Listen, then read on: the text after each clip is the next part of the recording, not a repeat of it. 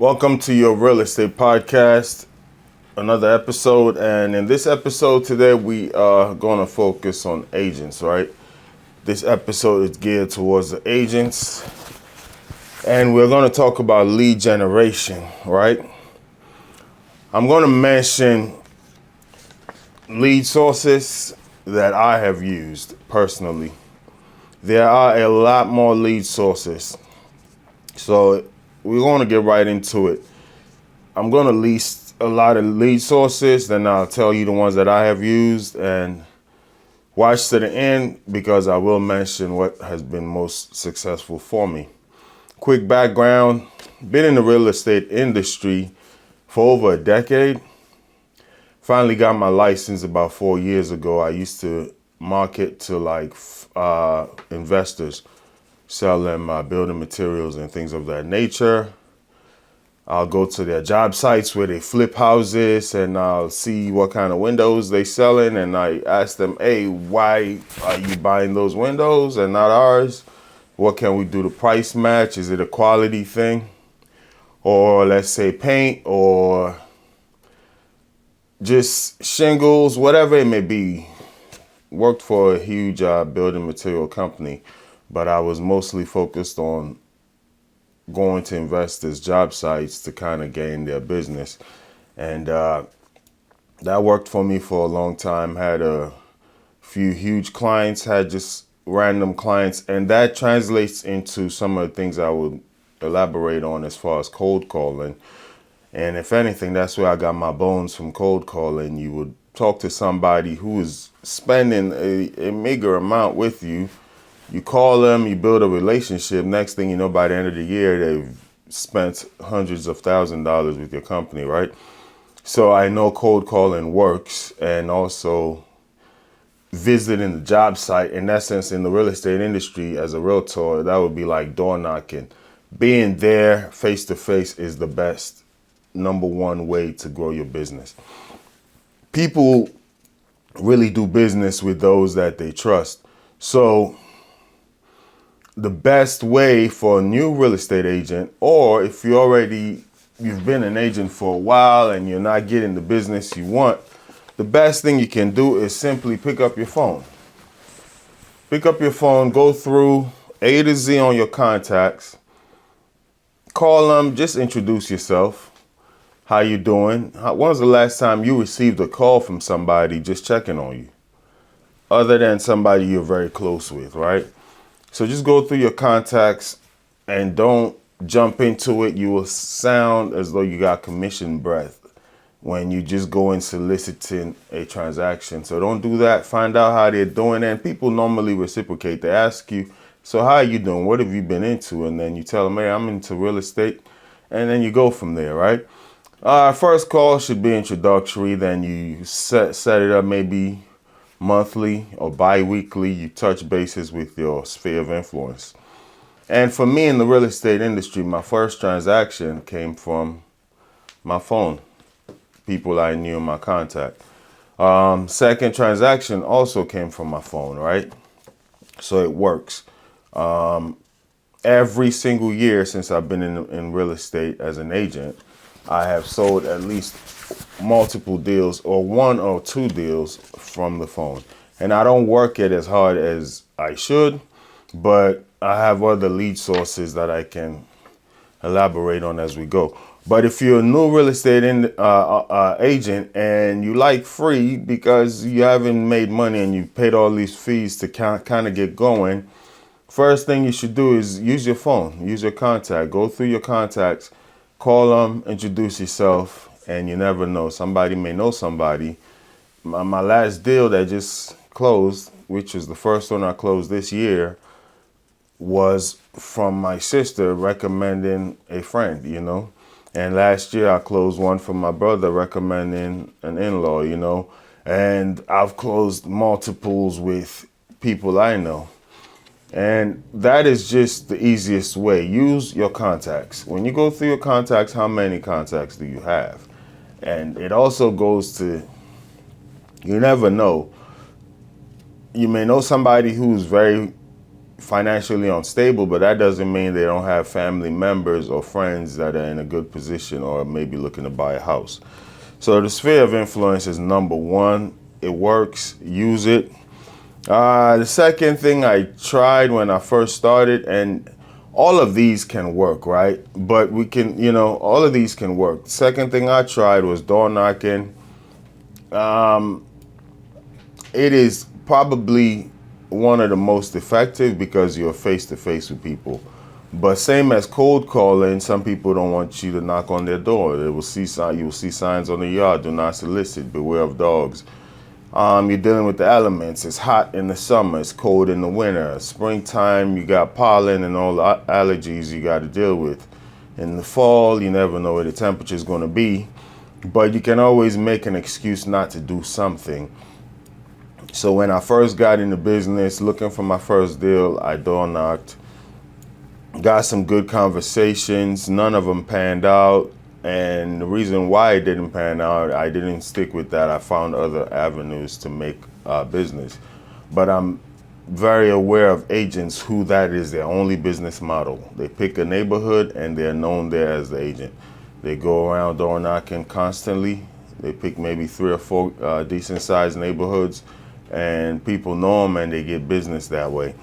I've done it. Hasn't panned out for me. I got some solid leads, but none of them actually translated into a transaction.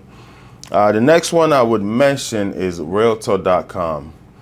Realtor.com, I have done the listing side where they send you leads for potential realtors. And they have different models. One model is you pay them a small monthly fee, depending on where you may be financially. It may not be small, about $200 or less. And you get the lead, but when you do get the lead, you do have to give them a breakdown. It's over 30% in the split. That one, they are incentivized to make sure you succeed because they get that big commission split with you. So that one I got one listing appointment. So it's not the greatest, but I did get one listing appointment and it was a $900,000 property. So imagine if I would have gotten that commission. Just to do some quick math, let's say it would have sold for, we're just gonna cut it down, $850,000. We're looking at about $21,000 on the commission, and then I do my split with them.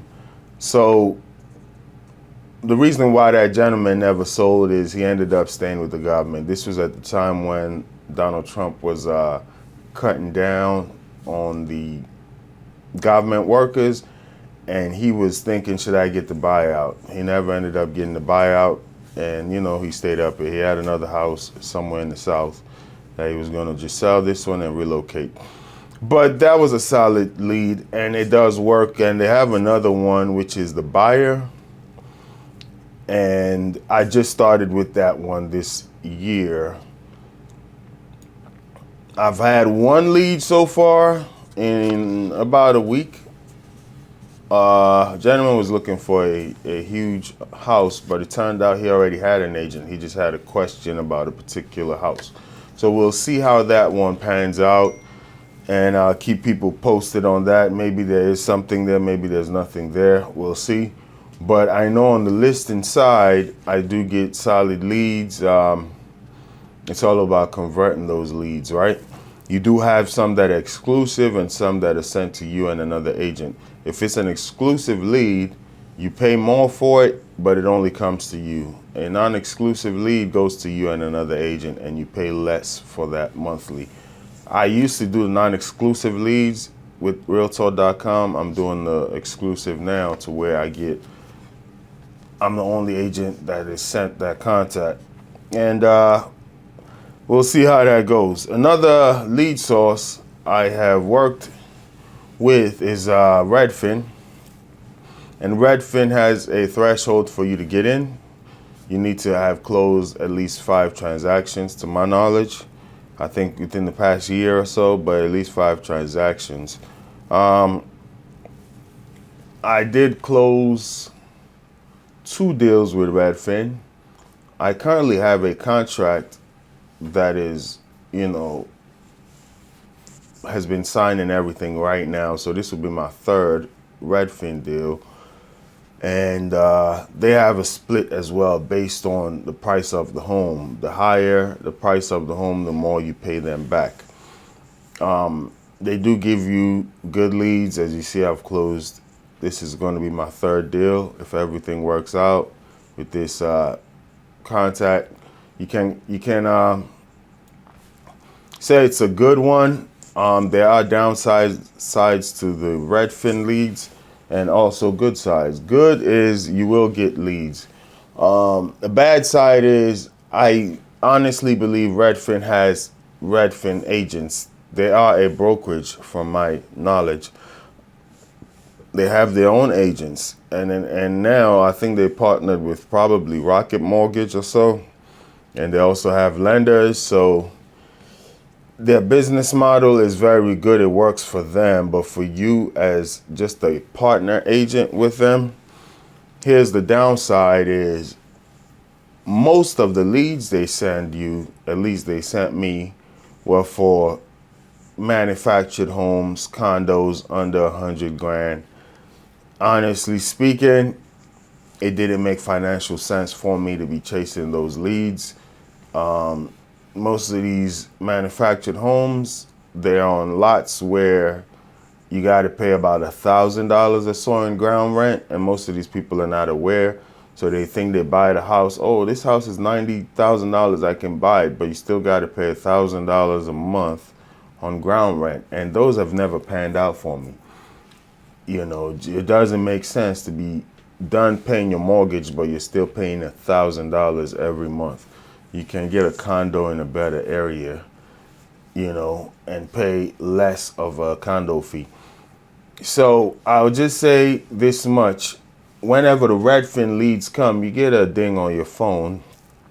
And whenever I saw a deal that's over 300 grand, 400,000, the average home in Maryland is about $400,000. Whenever I saw a home like that, I would instantly accept the lead and I would instantly get a text message, sorry, this lead has been assigned to somebody else, something along those lines, or somebody else took the lead. And sometimes I thought maybe it's me not being timely to accept the leads, but I would have my phone literally in hand. It comes in, hit accept. As long as the price point is over a threshold, they give it to somebody else, is my conclusion. I may be wrong, but there's no way I can instantly accept a high dollar lead multiple times and none of them actually comes to me. Anything under 100 grand or so, they will give you. So I feel like you got me running around for not enough money. There are other sources that I can pursue and get a high, you know, and it needs to be worth your while. If you don't have any business going on and you've closed 5 deals, then hey, maybe you can take on that challenge. But for me, it just didn't make financial sense. But out of all of those, sometimes out of the 3 deals I closed, I did end up getting a few in the $300,000, $200,000 price range. But there was a few and far between, and they got all these requirements. You have to update all the leads in time and delete the ones that are not dealing with you. Sometimes it takes time to nurture these leads, you know? So it's just like I'm constantly updating their CRM and the deals are not falling through. It just felt not coming through. They are falling through. It felt like just busy work for me. So I just kind of slowly backed out from that. I do have a few Redfin leads that will close this year that I feel as though I provided great service with. And I have one under contract now. Let's say 1, 2, 3 off the top of my head that I feel like I built a rapport with. They're just not ready to buy. But when they're ready, I even think I'll be the agent they call, because one of them called me earlier this year and he's back searching, you know. The other one also is searching. One of them had signed a year lease. He will be searching because I know he will search because I send him properties and I can see that he looks at them, and you just gotta engage from a distance. You don't want to be a snake oil salesman constantly hawking and trying to force yourself on people, because sales is about you doing a transaction for somebody who wants to buy or sell a house. It's not about you trying to sell somebody on something they're not interested in. At least that's my philosophy. So Redfin can work. Would it be better for you to be a Redfin agent all the way? And I don't know what their structure is there, how they do a commission split. Are you on a salary? I don't know, but I know they have agents that are Redfin agents, almost like employees, or that's their brokerage.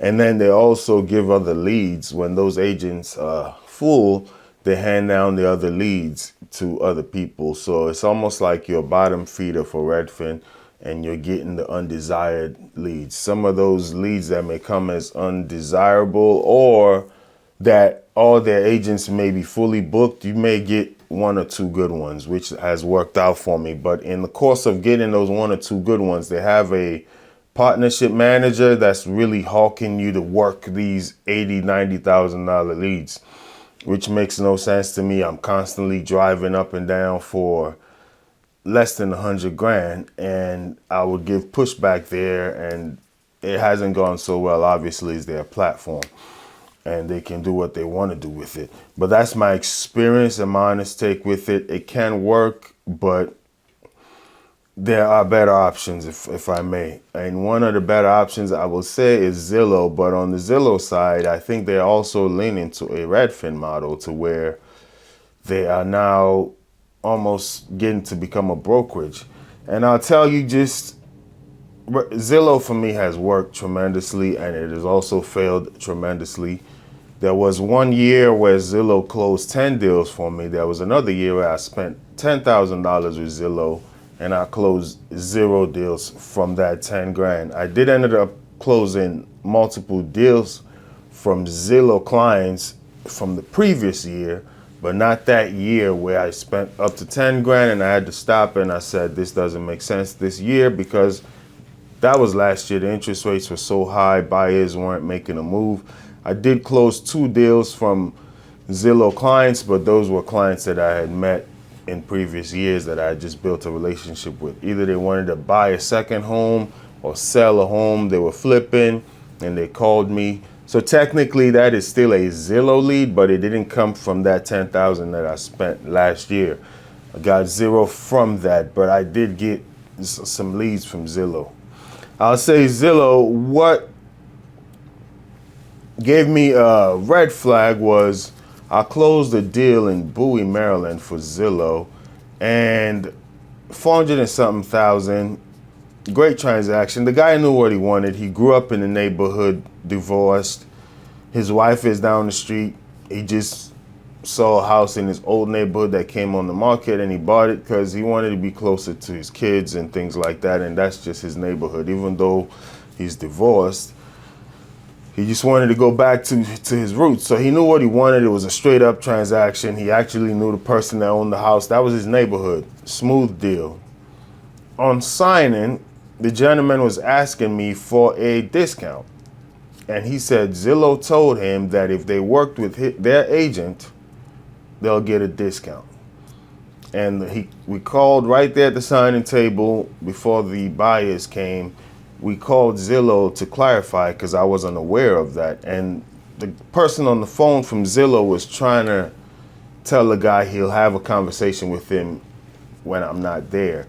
But what I gleaned from what they were saying is they have their own agent, because Zillow ended up being the lender. They provided him the lender. And they were saying, if you work with our agent, so maybe the lender, or I don't know who it was, they had somebody they wanted him to work with, and they'll give him a discount. And that rubbed me off the wrong way. It's like, I've already paid for this lead. Why are you trying to get it away from me it just felt like slimy business. I've already paid for the lead. We're at the closing table, but the gentleman was thinking that I'm the Zillow agent that if he works with, he'll get this deal. But they had another person in mind. So whether it was Zillow directly or the Zillow lenders that had their lender, that their realtor, that if you worked with that person, they'll give you a deal. It didn't come across correctly to me. And the client ended up being mad, even though we closed the deal. He was disappointed that that promise was made to him. Thankfully, 2 weeks ago, I was flying on a vacation, going out of state. Walking through the TSA, I ran into that client. And I said, hey, Mr. So-and-so, how are you doing? He was going with his girlfriend or wife and turned around and said, hey, that's my realtor. Very happy to see me. Why? Because I don't just close deals and forget about the clients. Over the Christmas holiday, I sent him a card with a little gift card to grab some coffee, just thanking him for his business. So I guess now he's in the house he wanted to buy, and I've engaged with him over maybe 1 or 2 holidays to just wish him happy holidays. How's the house going? Send him just some material. He's calmed down as far as to me and actually referred to me as his agent to his significant other that he was with.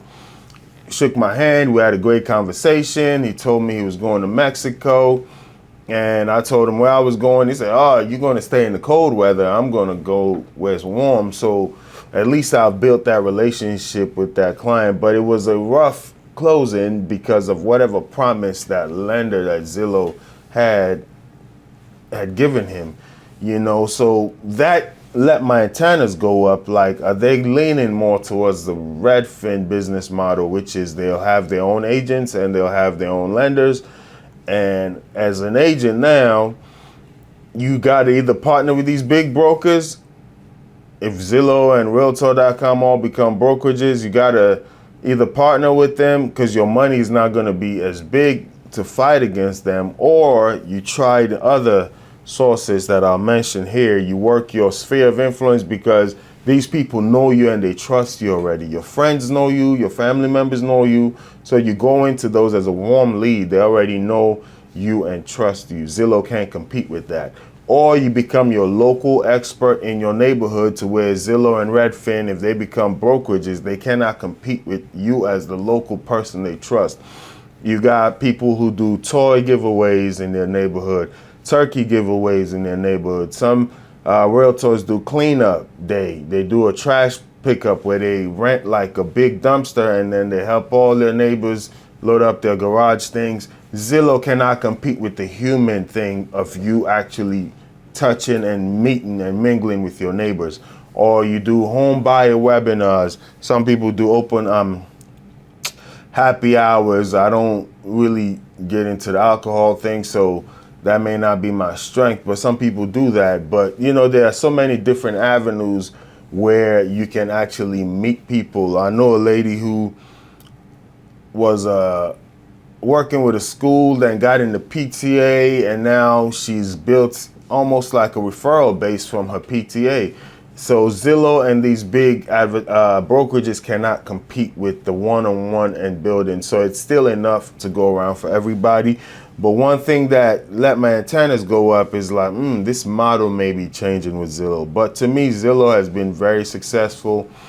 One year, I think I did 10 deal max with Zillow, but I've had repeat clients with Zillow to where we've closed maybe 5 other deals after that. And same with Redfin. I only did 2, but then I had a repeat client that came back years later that I did something with. And to my knowledge, those that come back years later, I don't think you owe Redfin on that. You owe them on that first transaction.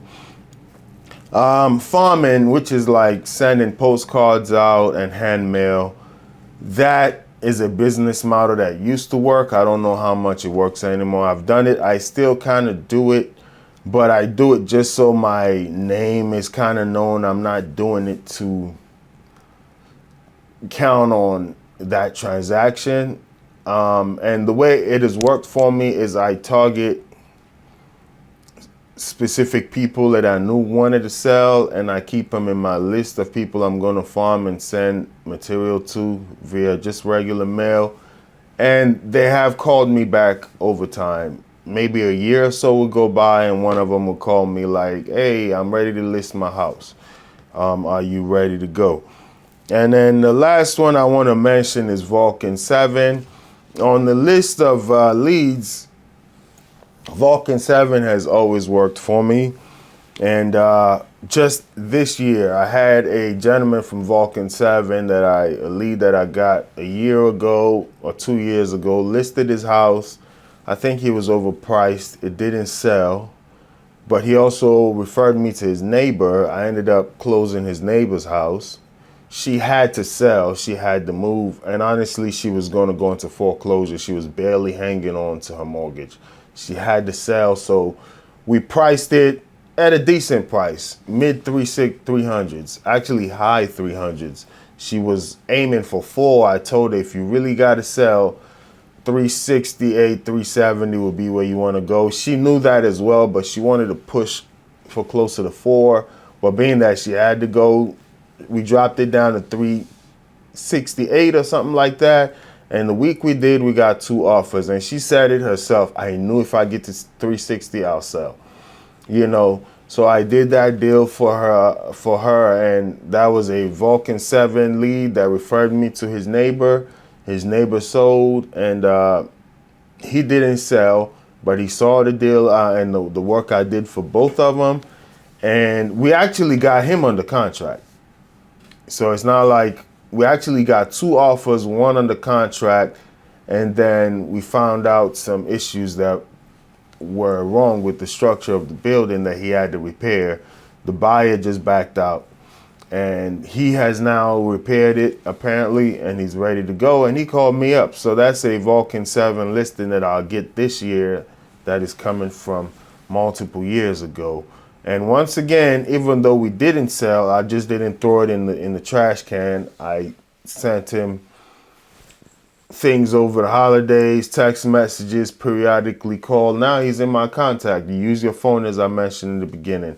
I call him, I check on him, and he said he'll let me know over the weekend if he's going to list. And he called me up, so that's one of my things to do early today on a Monday, is to follow up with him to see if he's going to list.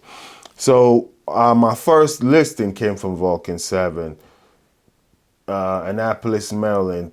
It was about $400 and almost $500,000, and I got multiple listings. So here's the thing about Vulcan 7. For me, it can be the most lucrative and most productive because you don't pay that much as Zillow, but you get way more leads. The best things you got to work for. You understand? You got to work for. Vulcan 7 is, you got to work for it. It's not the most expensive. Zillow to me might be one of the most expensive to get the lead, but at least you keep all your commission. Realtor.com and Redfin may be the most expensive because of the back end split that you got to do with them. And they're going to do the work for you, and you just got to follow up when you get the lead. But you still got to pay them on the back end. So Vulcan 7 now, you pay them up front and the leads are yours, but the leads are everybody's. You got to work, and you get a bunch of them. You got to work them. You got to call them. You got to see who doesn't want to deal with you, who bangs the phone on you. That's cold calling in essence, but technically it's not all the way cold. It is cold because these people don't know you, but they wanted to sell at some point. So at least you're dealing with people who at one point wanted to sell a house, and that's what I think sales is about. It's about you selling a house for somebody who wants to sell it, or you dealing with a buyer who wants to buy a house, not trying to sell a car to somebody who is okay with catching public transportation. You understand? So Vulcan 7 for me, it's all about calling, and then you can do the math. And I did my math. I have a number. If I call these amount of people every month, I get a listing appointment. It has always worked. A little higher, a little lower, but on average, I have my number that if I reach this number of contacts every single month, I'm going to get a listing appointment. It is the hardest to do because of motivation, right? And I was watching one of these motivational guys, and he was talking on a video about accomplishing your goals. You need to separate your feelings, because feelings go up and down. So for Vulcan 7, you just want to take your feelings out of it. Whether you feel like it or not, you do your job. You need to almost take it like a 9 to 5. Whether you feel like it or not, you're going to go clock in. If you don't clock in, you don't get paid. So once you have that mentality, like, this is a job, I'm just going to do it, then it works out. It does work, and I'm continuing to do it. Zillow at the moment, I can't even get in because when I backed out of the Zillow after last year from spending so much, I tried to buy back in this year. They're all sold out once the market started picking up. So that's why I actually did some Realtor.com, but I'm actually leaning towards Vulcan 7 harder because for me, it's just easier to track. It's like I got a number of calls that I make and I get a number of deals. So as we wrap it up, I'm going to talk about what lead sources I personally think are the best, whether you're a new real estate agent or an agent who's been in the business for a few years, but your business hasn't been going well for you. And I'll start with the worst for me would be farming. Farming, sending hand mails out. That is slow. It's almost like a dinosaur. It's dying, back when people were older and they used to get the little Val packs on the mail to go to the grocery store and get all the coupons. That used to really work, because when they go get the Val pack, they see a mail of a Realtor, they take his magnetic business card, put it on their refrigerator, and then they'll call you at some point. That is almost a dying breed. It still works to the sense that I have gotten calls from that, but it is very slow, and there are more faster and proven ways in the modern day where technology is there and you can instantly contact people.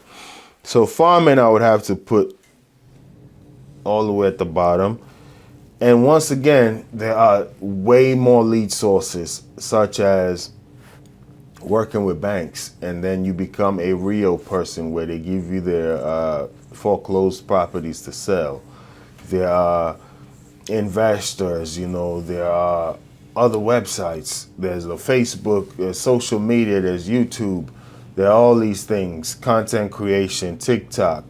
You got agents who live off of those. I'm just talking about my business and what has worked for me.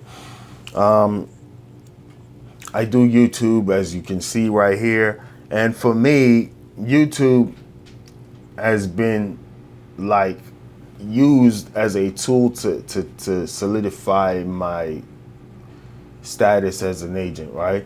Not only do I have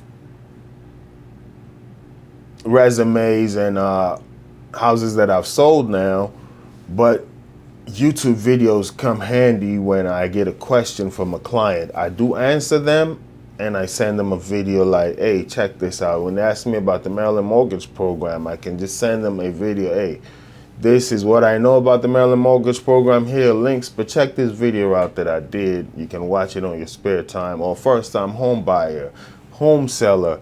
So these videos kind of go hand in hand, and they also are marketing material. When I farm, when I call, when I email, I tag in a YouTube video. So that's how I've used them to help my business.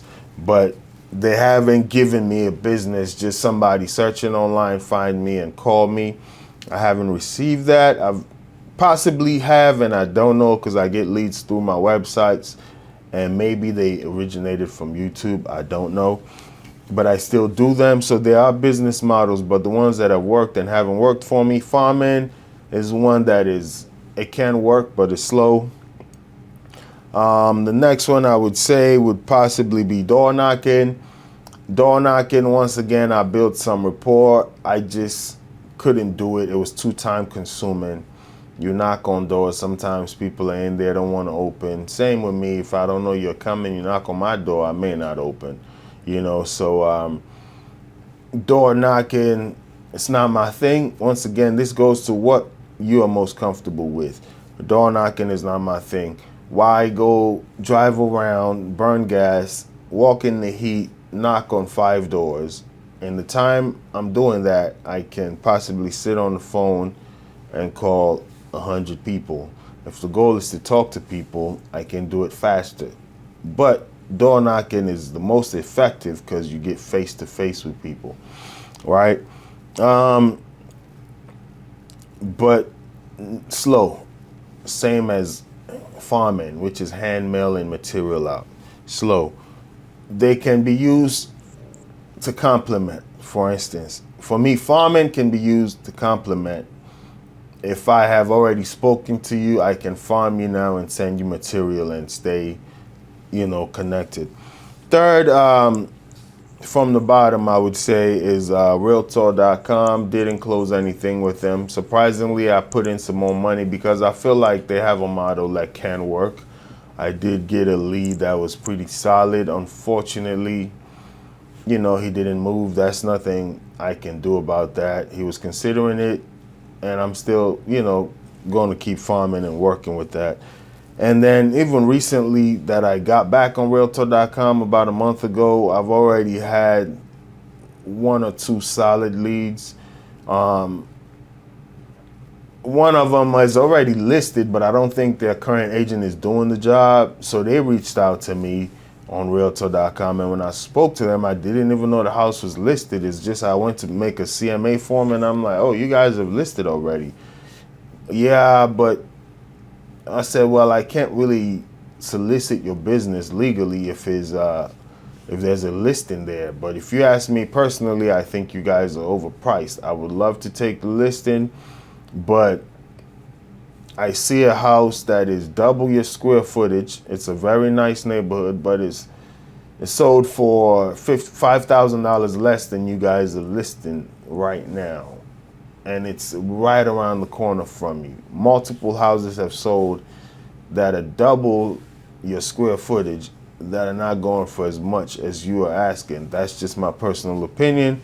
But you do have a contract right now. If you want to move forward in the future, I'll be happy to talk to you. But so Realtor.com, I have a good feeling with, but it just hasn't translated yet, right? But you can kind of see the lead quality. I can work with this. Redfin, as I mentioned, for me would be very decent because I've closed multiple deals. I got 1 under contract from Redfin now. I got 2 or 3 potential buyers this year that are all Redfin contacts. So Redfin is decent. It's just, as I mentioned, they have their agents, which I wholeheartedly believe get the big deals. And you may be a bottom feeder and a scavenger, just getting what trickles down from their Redfin agents. So for me, it's complimentary. I wouldn't put all my eggs on that. I would never advise any agent at all to put all their eggs on one lead source anyway. But Redfin does its job for me. It trickles down. I get what I can get from them.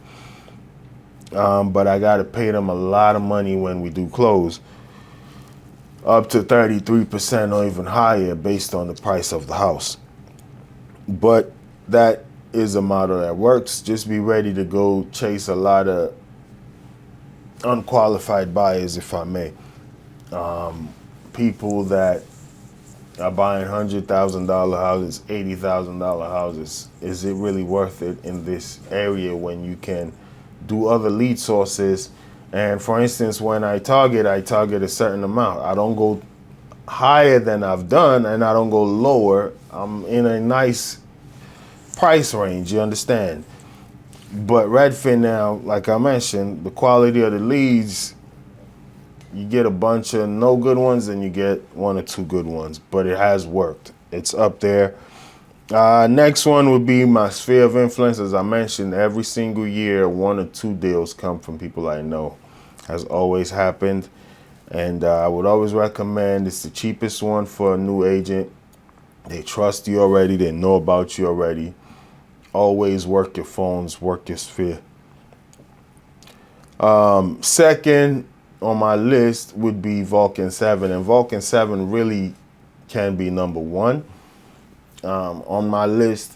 It's just that the same thing that has plagued every agent plagues me, and I want to get better at it. It's like you lock in, you get the leads, then you get so much business that you cannot continue working on your business. So the next step for me would be probably hiring an assistant. I've had one or possibly two assistants over time, but they're not necessarily paid, as in hourly. You may pay them in whatever way you want to pay them, but it's not structured, so it goes up and down. They have more important things to do sometimes, and that is where I now get a bunch of deals under contract, and I'm working to see those deals through rather than working on generating leads. And then the Vulcan 7 goes up and then down. But I feel as though if I can get an assistant to handle the back end of things for me, Vulcan 7 would be number one on my list, because I can track it. If I make these amount of calls, I'm going to get these amount of deals. It's just that I don't have the support system sometimes to do the back end things. I want to see it through myself, because there's a learning curve in training some assistants. You tell them to do things, or even tell them to edit videos or whatever it may be, and you see the quality is not there. So I got to make sure I see it through just for the client. My reputation is on the line, and while I focus on that, I lose a little steam on the prospecting side. But Vulcan 7 has always worked for me every year I've used it. Number one that I am not actually using right now, but I got 10 deals from them, would be Zillow. Very expensive, but in a good buyer's market can work. It's just very, very expensive. I remember the neighborhood I was doing was almost $1,600 a month to get the high quality leads. And you do close 500,000, 550, 900, whatever it may be. This neighborhood here was a very solid neighborhood. Actually, the neighborhood I live in, all the houses over 480 on average, but you're going to pay that $1,600 a month.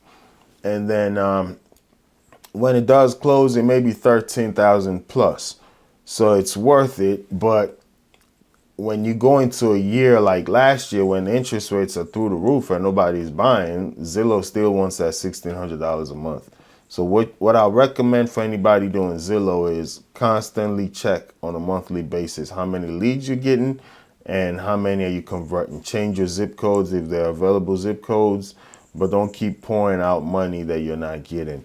Be on top of it. Give them a call like, hey, I've been paying this much, I'm not getting leads. Let's see what's going on with that, and try to rearrange your zip codes that you're working with.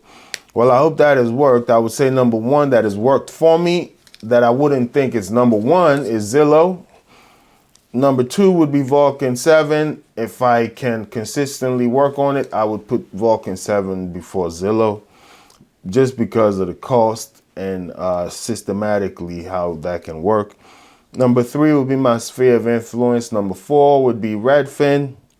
Number five would be Realtor.com. Number six would be farming, and number seven would be door knocking. You can swap those two. All right.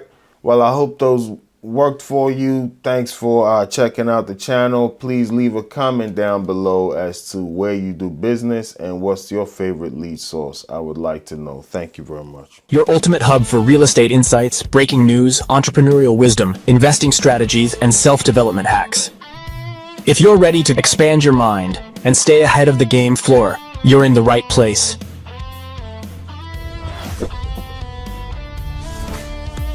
Subscribe now. Your future self will thank you.